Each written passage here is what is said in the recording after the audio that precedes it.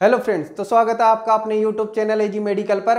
आज हम लोग बात करने वाले हैं नेक्स्ट रेस्पिरेटरी डिजीज कंडीशन एम्फियाज्मा के बारे में। जो एम्फियाज्मा कंडीशन है उसको हम लोग इस तरीके से डिफाइन कर सके। It is defined as impaired gas exchange O2 and CO2। जो रेस्पिरेटरी ट्रैक्ट का यानी कि रेस्पिरेटरी सिस्टम का जो मेन फंक्शन है O2 एंड CO2 का एक्सचेंज करना, तो उसके अंदर किसी भी टाइप का इंपेयरमेंट जो है इसके अंदर देखने को मिलता है, resulting from destruction of walls. जिसके रिजल्ट से हमारे को क्या मिलेगा? डिस्ट्रक्शन ऑफ वाल। जो वाल्स है जिसके अंदर एल्वियोलाई है, एल्वियोलार सेक हो गया, उससे एसोसिएटेड जो स्ट्रक्चर्स है उनके वाल जो है वो डिस्ट्रक्शन हो जाते हैं ऑफ ओवर डिस्टेंडेड एल्वियोलाई और permanent dilatation of air spaces. जो एल्वियोलाई है उससे एसोसिएटेड स्ट्रक्चर्स जो हैं उसके वाल जो हैं वो डिस्ट्रक्शन हो जाते हैं और permanent dilatation of air spaces. जो एल्वियोलाई है या फिर जो एल्वियोलाई एल्वियोलार सेक जो है उसके अंदर एसोसिएटेड स्ट्रक्चर्स है उनके अंदर परमानेंटली डायलेशन हो जाता है। जो इलास्टिसिटी होती है वो नहीं रह पाती है, जिसके कारण जो है गैस एक्सचेंज के अंदर इंपेयरमेंट आ जाता है। तो हम लोगों ने बात एम्फियाज्मा की डेफिनेशन की। It is defined as impaired gas exchange resulting from destruction of walls of over distended alveoli और permanent dilatation of air spaces. Next हम लोग बात करें टाइप्स ऑफ एम्फियाज्मा के बारे में। जो एम्फियाज्मा है उसको मेनली 3 टाइप्स के अंदर डिवाइडेड किया गया है। फर्स्ट तो हो गया पैनलोबुलर एम्फियाज्मा, सेकंड सेंट्रीलोबुलर एम्फियाज्मा और थर्ड इज पेरासेप्टल। तो सबसे पहले हम लोग बात करते हैं पैनलोबुलर एम्फियाज्मा के बारे में। जो पैनलोबुलर एम्फियाज्मा है वो हाइपर इन्फ्लाम्ड होता है। इसके अंदर एल्वियोलाई जो है और उससे एसोसिएटेड स्ट्रक्चर्स हैं वो हाईली इन्फ्लाम्ड हो जाती है और हाईली इन्फ्लाम्ड होने के कारण जो है एम्फियाज्मा की कंडीशन जो है अकर होती है। इसके अंदर जो है लोअर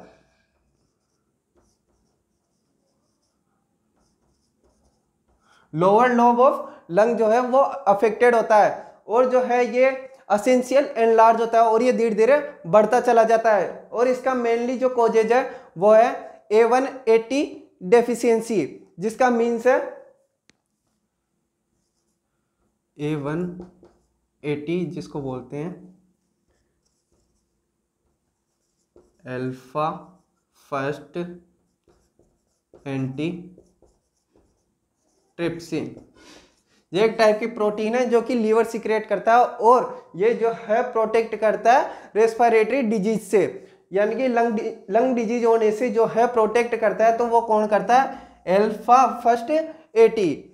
तो जो है पैनलोबुलर एम्फियाज्मा के अंदर जो है लोअर लोब ऑफ लंग जो है अफेक्टेड होता है और ये एसेंशियली एनलार्ज होता चलता है, यानी कि हम लोग बोल सकते हैं वो धीरे धीरे बढ़ता चला जाता है। और ये इसका जो मेन कॉजेज है वो है A180 डेफिशिएंसी।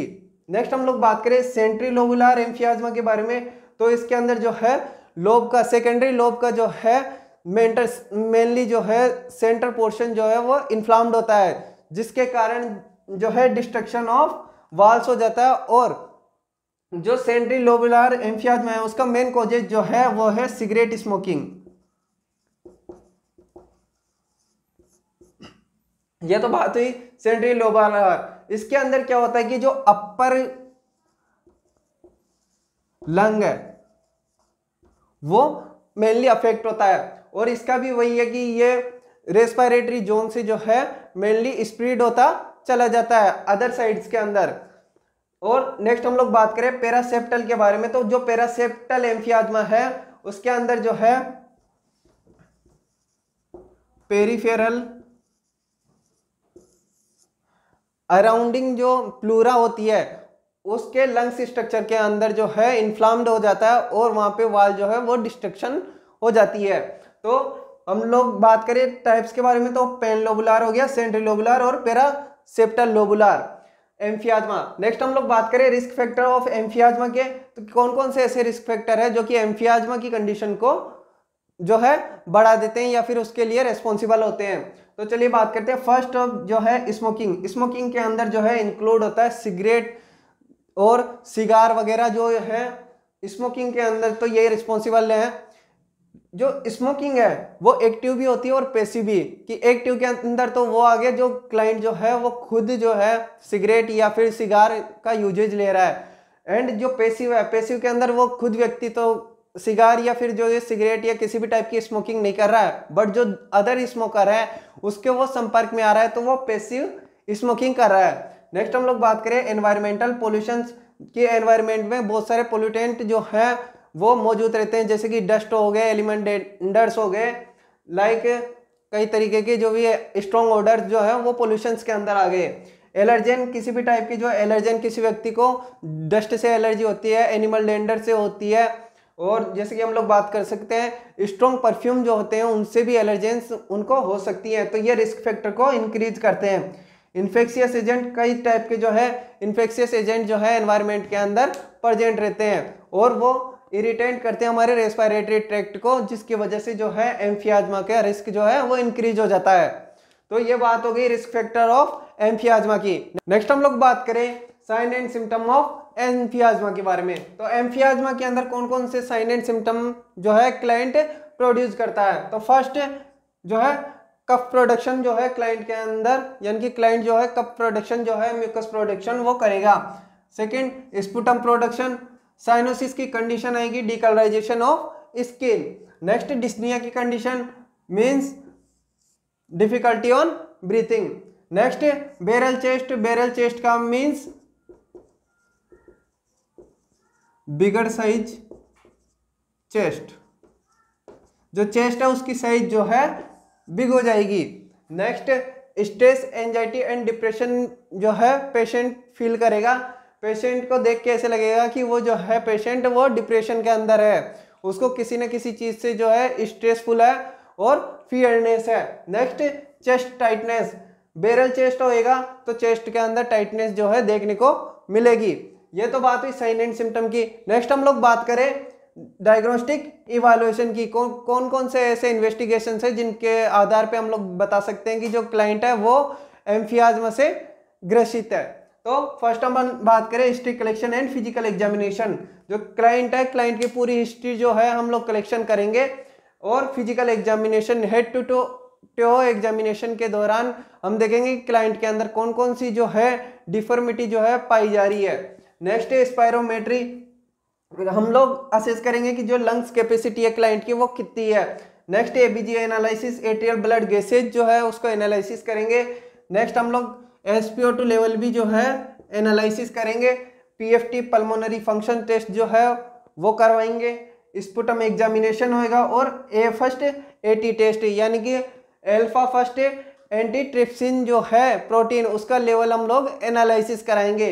ये एक टाइप से ब्लड टेस्ट के अंदर ही इन्वॉल्वमेंट है। तो ये तो बात हुई डायग्नोस्टिक इवैल्यूएशन की। नेक्स्ट हम लोग बात करें पैथोफिजियोलॉजी ऑफ एम्फियाज्मा की। तो कौन कौन सी ऐसी स्टेजेज है जिनके अंदर जाके जो है एम्फियाज्मा कोजेज होता है। तो चलिए बात करते हैं। ड्यू टू सिगरेट स्मोक और अदर जो भी कोजिंग फैक्टर्स है उनकी वजह से deficiency of first AT alpha first antitrypsin जो है उसकी डेफिशिएंसी हो जाएगी सिगरेट के स्मोक से या फिर जो भी अदर रिस्क फैक्टर थे, कोजिंग फैक्टर थे, उनकी वजह से। नेक्स्ट है decrease anti elasticity activity of bronchioles and alveoli. जो एल्विलाई और ब्रोंक्यूल्स है उनके अंदर जो इलास्टिसिटी थी वो डिक्रीज हो जाएगी, वो नॉर्मल जो है फंक्शनिंग नहीं कर पाएगी, डिसफंक्शन जो है वो कर पाएगी। नेक्स्ट है dilation distal end terminal bronchioles. जो टर्मिनल ब्रोंक्यूल्स है रेस्पिरेटरी ब्रोंक्यूल्स के बाद में जो आता है रेस्पिरेटरी जोन, उनके अंदर जो है डायलेशन देखने को मिलता है, और डायलेशन के बाद ही जो है बैरल चेस्ट की कंडीशन जो है प्रोड्यूस होती है, और ये जो है डिनोट करता है एम्फियाज्मा को।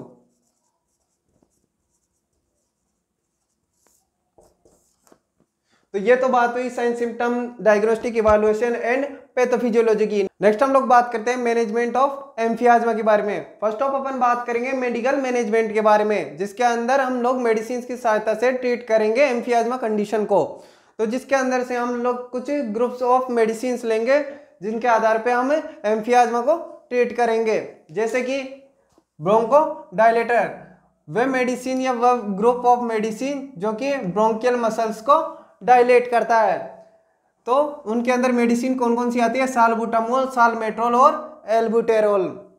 नेक्स्ट हम लोग बात करें एंटीकोलर्जिक जो ड्रग ग्रुप है उसके बारे में, तो वे ड्रग्स जो कि क्या करती है, स्मूथ करती है मसल्स को और म्यूकस प्रोडक्शन को कम करती है, जैसे कि आइब्यूट्रोपिन और एट्रोपिन सल्फेट। नेक्स्ट हम लोग बात करें कॉर्टिकोस्टेरॉइड, एंटी इन्फ्लामेटरी और एंटी एलर्जिक जो ड्रग ग्रुप है उसके बारे में, जिसके अंदर एग्जांपल के तौर पे पेरिडिनोसोलोन और hydrocortisone. Next anti tissue drug जो कफ रिफ्लेक्स के अंदर हेल्प करती है, जैसे कि morphine and coding syrup. Next mucolytic means हम लोग बात करें तो म्यूको मीन्स म्यूकस और लाइटिक मीन्स टूटना, वह मेडिसिन जो कि म्यूकस को तोड़ती है और रिफ्लेक्स करने में हेल्प करती है, जैसे कि एम्ब्रोक्सोल हाइड्रोक्लोराइड। नेक्स्ट हम लोग बात करें एंटीबायोटिक थेरेपी की, वह थेरेपी जो कि एंटीबायोटिक रूप में ली जाती है, जैसे कि एरिथ्रोमाइसिन होगी, एजिथ्रोमाइसिन हो गई, और हम लोग बात करें पेनिसिलिन हो गई। नेक्स्ट हम लोग बात करें नर्सिंग मैनेजमेंट की कि जो नर्सेज है वो किस तरीके से मैनेज करती है एक एम्फियाज्मिक पेशेंट को। हम लोग इसके अंदर ही बात करें कि सर्जिकल मैनेजमेंट, तो इसकी कोई स्पेसिफिक सर्जरी नहीं है। चलिए बात करते हैं नर्सिंग मैनेजमेंट की। एनकरेज टू टेक रेस्ट, जो पेशेंट है उसको सफिशिएंट जो है रेस्ट प्रोवाइड करवाएंगे, प्रोलॉन्ग रेस्ट में रखेंगे कि तू जो है रेस्ट कंडीशन में रहे और अपनी हेल्थ को रिकवर ला। Next monitor ABG and SpO2 level, यानी कि पल्स ऑक्सीमीटर, जो क्लाइंट है उसका हम लोग एबीजी एट्रियल ब्लड गैसेज जो है वो एनालिसिस करवाएंगे, और साथ ही SpO2 लेवल जो है सेचुरेशन ऑफ O2 जो है हम लोग एनालिसिस करते रहेंगे। Next provide Fowler and semi Fowler position, जो क्लाइंट के लिए कंफर्टेबल पोजीशन रहेगी एम्फियाज्मा कंडीशन के अंदर, तो वो रहेगी Fowler and semi Fowler condition, जो कि हम लोग क्लाइंट को देंगे। Administration of drug as prescribed, हम लोग वो ड्रग्स जो है क्लाइंट को एडमिनिस्टर करवाएंगे जो कि डॉक्टर के द्वारा प्रेस्क्राइब्ड है, डॉक्टर और फिजिशियन द्वारा। Next teach and encourage cough and deep breath technique, हम लोग क्लाइंट को जो है टीच करेंगे, समझाएंगे कि जो कफ है उसको एक्सपेल करना और डीप ब्रीथिंग एक्सरसाइज जो है वो किस तरीके से कर सकता है। प्लस साथ ही हम लोग जो है क्लाइंट को जो है प्रॉपरली जो है साइकोलॉजिकल सपोर्ट प्रोवाइड करवाएंगे और उसको हेल्प करेंगे रिकवरी होने के लिए। ये तो बात होगी नर्सिंग मैनेजमेंट की। नेक्स्ट हम लोग बात करें हेल्थ एजुकेशन की, तो हेल्थ एजुकेशन के अंदर जो है क्लाइंट को प्लेंटी एंड वार्म वाटर जो है उसको इनटेक के लिए बताएंगे। नेक्स्ट जो है जो उसको फूड चाहिए वो फूड जो है फ्रेश होना चाहिए और वार्म होना चाहिए।